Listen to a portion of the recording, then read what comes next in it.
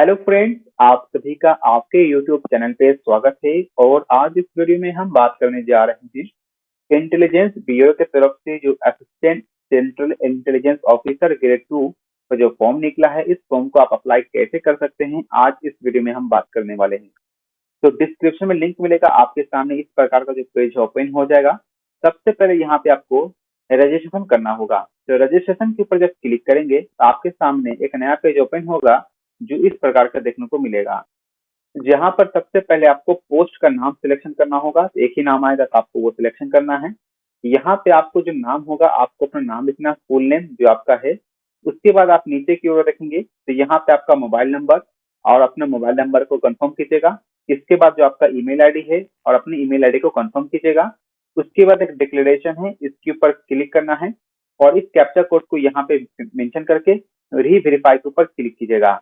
इस पे आप तो यहाँ पे आपको फिर से वेरिफिकेशन करने के लिए आएगा। देख लीजिएगा जो पोस्ट का सिलेक्शन किए हैं सही है कि नहीं, नाम सही है कि नहीं, मोबाइल नंबर सही है कि नहीं, या ईमेल आईडी जो दिए हैं सही है कि नहीं।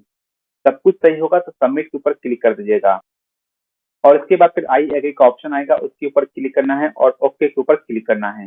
इसके बाद यहाँ पे आपका रजिस्ट्रेशन जो होगा वहाँ पे हो जाएगा, जहाँ पे आपको इसका रजिस्ट्रेशन नंबर मिल जाएगा। तो फ्यूचर रेफरेंस के लिए इसको आप रख लीजिएगा अपने पास। इसके बाद यहाँ पे आप देखेंगे कि आपको गो टू एप्लीकेशन का ऑप्शन जो देखने को मिलेगा यहीं पे, तो आपको गो टू एप्लीकेशन के ऊपर क्लिक कर देना है। इसके बाद एक नया पेज ओपन होगा जहाँ पे आपको जो फॉर्म का और भी जो प्रोसेस है वो भरने के लिए कहा जाएगा, जिसमें कि आपको सबसे पहले जेंडर का सिलेक्शन करना होगा कि जेंडर क्या आपका मेल है या फीमेल है। इसके बाद जो आपका डेट ऑफ बर्थ होगा, आपको अपने डेट ऑफ बर्थ यहाँ पे मेंशन कर देना है, जो भी आपका डेट ऑफ बर्थ होगा।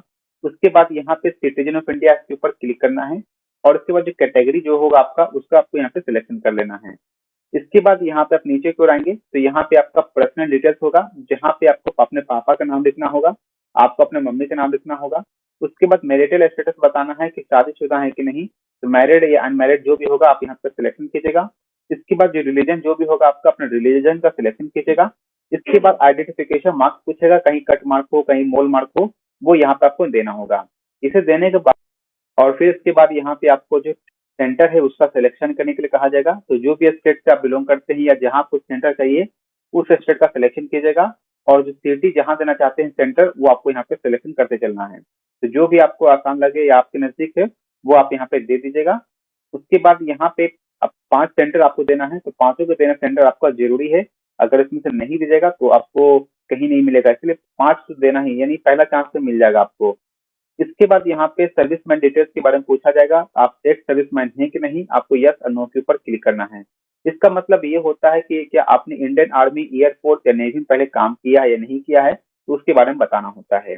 इसके बाद यहाँ पे कुछ डिटेल्स अदर होगा, जिसमें डिपेंडेंस और विक्टिम्स ऑफ कम्युनल राइट्स 2002 इन गुजरात का पूछेगा, होंगे तो यस, नहीं तो नो के ऊपर क्लिक कीजिएगा।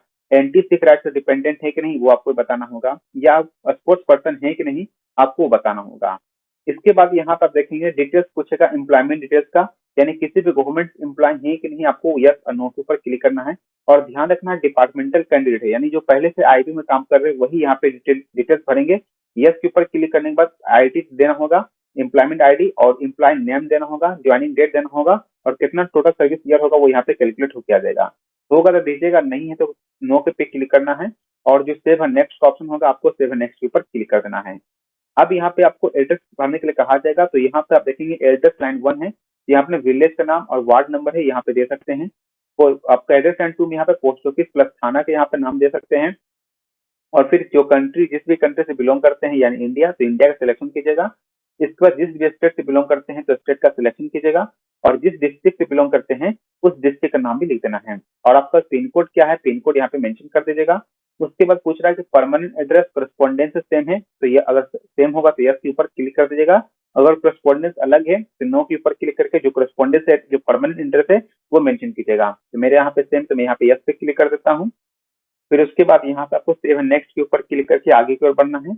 अब यहाँ पे देखेंगे तो यहाँ पे आपको कुछ एजुकेशन डिटेल्स भरने के लिए कहा जाएगा।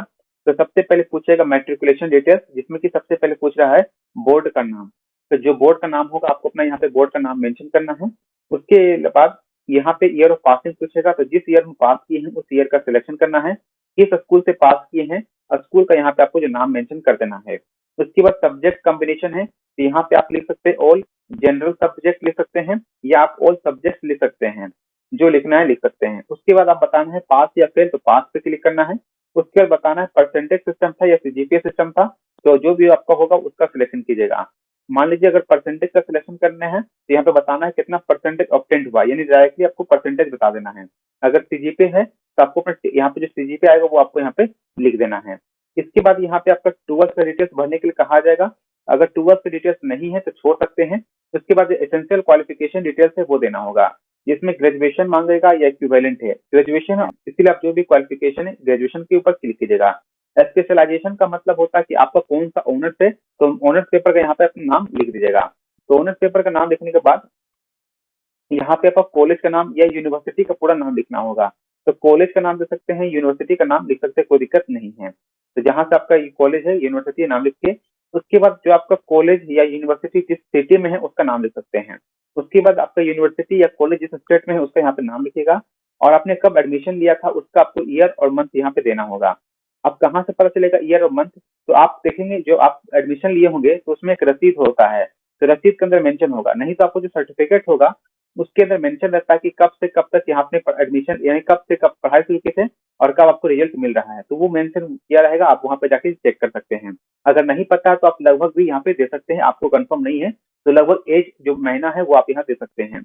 उसके बाद मंथ ऑफ ईयर पासिंग पूछेगा, तो पासिंग ईयर आपका सर्टिफिकेट के ऊपर लिखा रहेगा वो आप मेंशन कीजिएगा।